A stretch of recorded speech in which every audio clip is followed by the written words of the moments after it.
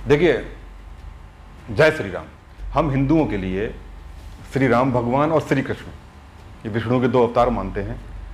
और अभी पिछले दिनों शिलान्यास किया, भूमि पूजन हुआ अयोध्या में, बहुत बड़ा काम हुआ। ये अभी हुआ है और अब ये जन्माष्टमी है।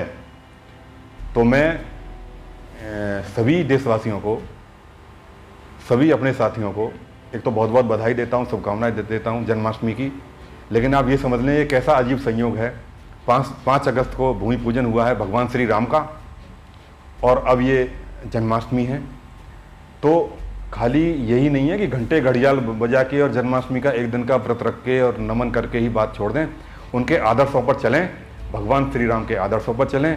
भगवान श्री कृष्ण ने जीवन में जो भी मापदंड अर्जित किए उन पर भी हमको चलना चाहिए। और इतिहास कई जगह गलत लिख दिया गया है। कभी भी 12 साल की उम्र में श्री कृष्ण भगवान ने छोड़ दी थी ये वहाँ पे, मतलब यहाँ आ गए थे मथुरा में। 12 साल का बच्चा क्या होता है, उन पर ये आरोप लगाए जाते हैं कि यमुना में वो कपड़े हटा देते थे, गोपिकाओं के साथ अटखेलियाँ खेलते थे, उनके कपड़ों को ले जाते थे। वो ऐसा नहीं वो करते थे। उसका मतलब ये था कि आप नग्न अवस्था में यमुना में नहीं नहाएं। उनका संदेश यही था। और कभी उन्होंने माखन चुराया नहीं।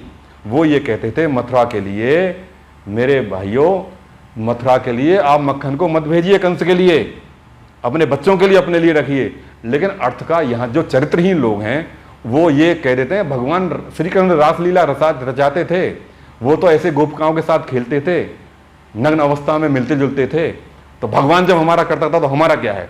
ऐसा नहीं था। श्री कृष्ण भगवान ऐसे नहीं थे। 12 साल के बाद उन्होंने पूतना का वध कर दिया, कितने राक्षसों को मार दिया।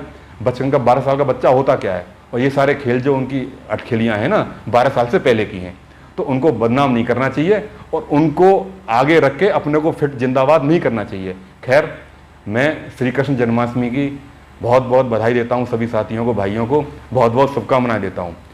जय श्री कृष्ण।